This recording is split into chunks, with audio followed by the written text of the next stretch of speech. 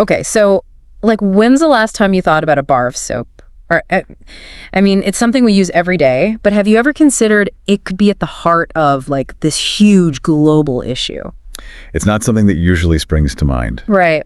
But that's what we're diving into today, this whole complex world of palm balancing, the environment with economics and all that. It's a fascinating case study, really. Totally. And get this, palm oil is in like half of all packaged products. It's everywhere, even if we don't realize it. Seriously, and 70% of cosmetics. Crazy. It's a surprisingly versatile ingredient. So recently, Hindustan Unilever, HUL, as most know them, decided to cut back on using it, and it's causing like all this controversy, especially in Asia. Yeah, it's a big deal. So the big question is, can one company's choice really impact, millions of people? What do you think? Well, it can. And that's what makes this whole thing so intriguing. This seemingly small decision by HUL to cut back on palm oil shows just how connected these global supply chains really are. And of course, it highlights how tricky it can be to balance economic growth with being responsible for the environment. Totally. So HUL is aiming to cut back on palm oil in its soaps, right? By like 25%. And they're going to replace it with these plant-based things made with what they call Stratos technology. Sounds fancy. But like, what's really pushing this change? Well, there are two big things at play. First off, the price of palm oil has been super unpredictable, like up and down all over the place. And let's be real, businesses hate that kind of uncertainty. Makes sense. Who wants a surprise bill, right? Exactly.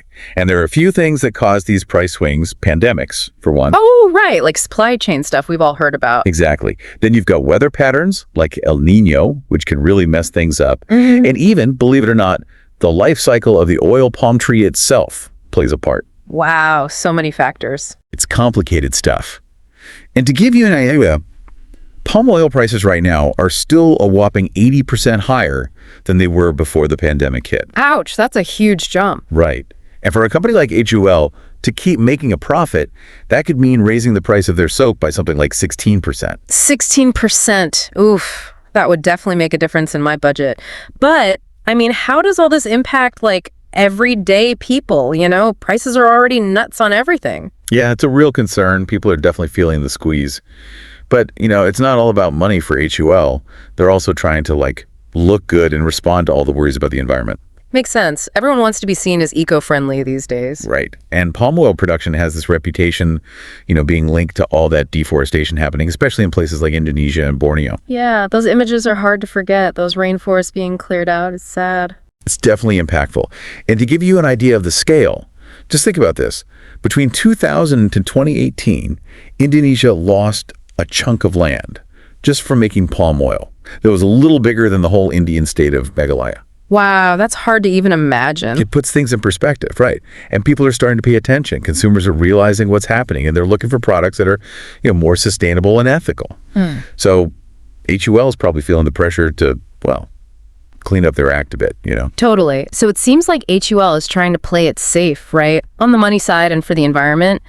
But it's got to be more complicated than that, right? There's got to be pushback. Oh, absolutely. It's not that simple. That's where this group, the Asian Palm Oil Alliance, or APOA, comes in. Okay, tell me more about them. Who are they? So APOA, they're like the voice for the big palm oil producing countries.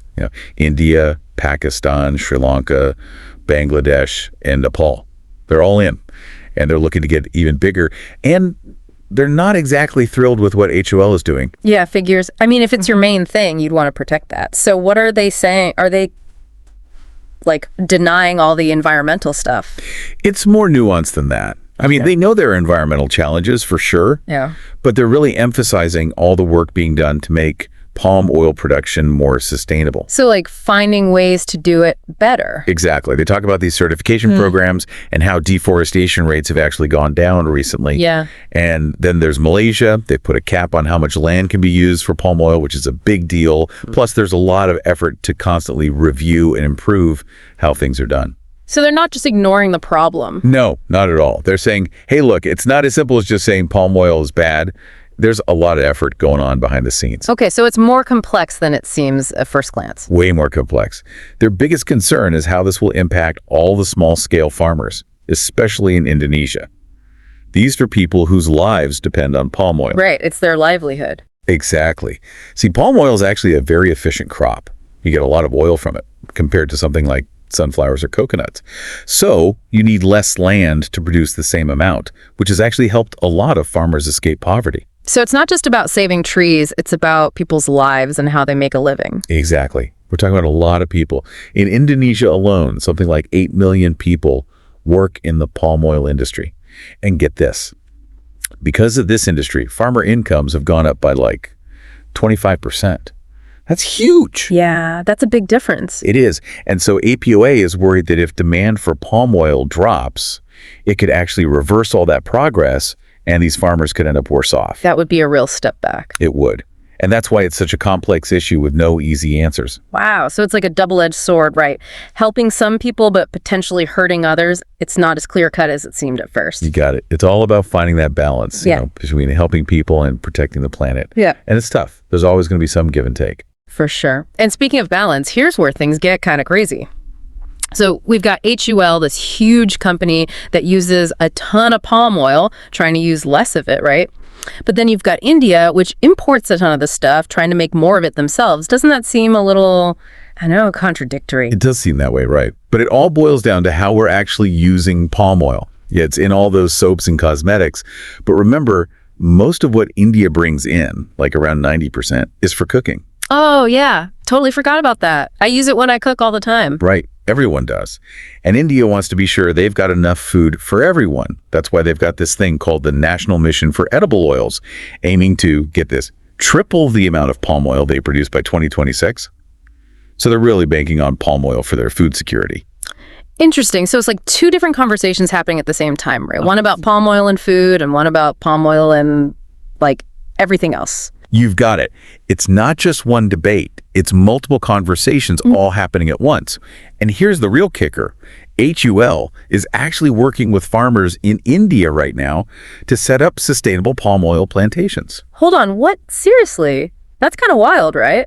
Why would HUL help them make more palm oil if they're trying to use less? Right. It's a good question, right? It's like they're playing both sides. They might be trying to cover all their bases, you know, just in case this whole Stratos technology thing doesn't pan out, or if people still really want palm oil products, they've got a backup plan. So they're playing it safe while trying to figure out this whole mess. Seems like there are no easy answers here. Nope, not at all. It's a real head scratcher. Yeah. Like, how do you make everyone happy?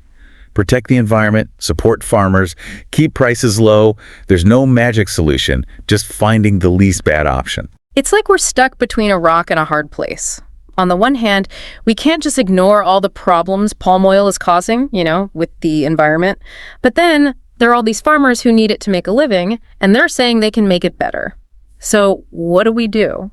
What's the answer here for people like us, you know, just trying to buy our groceries and stuff? It's the big question, right? It's easy to just say palm oil is good or bad and be done with it.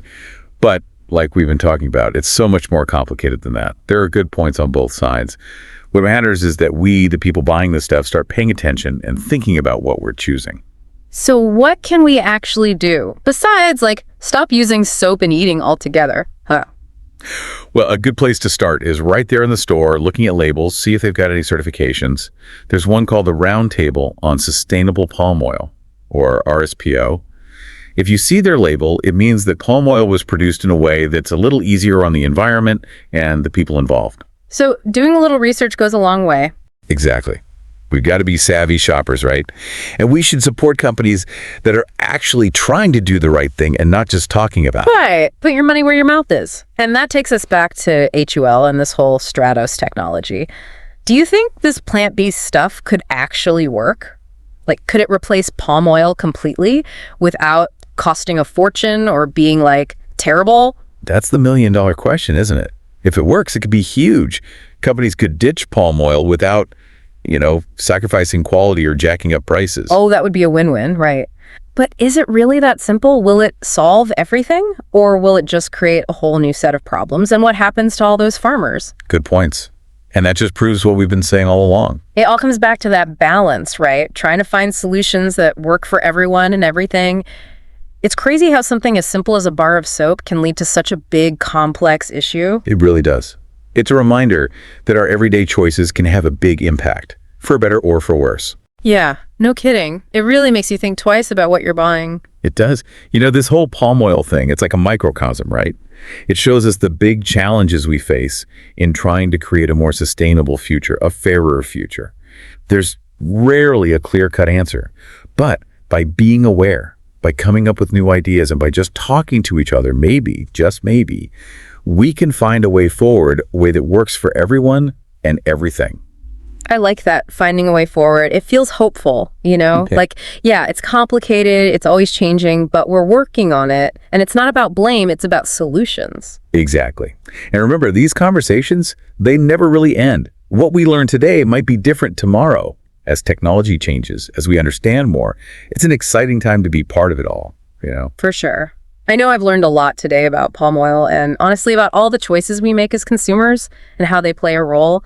It's like a reminder to stay curious, keep asking those questions, and be open to different points of view. Well said. I've really enjoyed digging into this with you. Me too. And to everyone listening, remember, this is just the beginning, right? There's a whole lot more to uncover about this topic. So keep learning, stay curious, and let's keep this conversation going.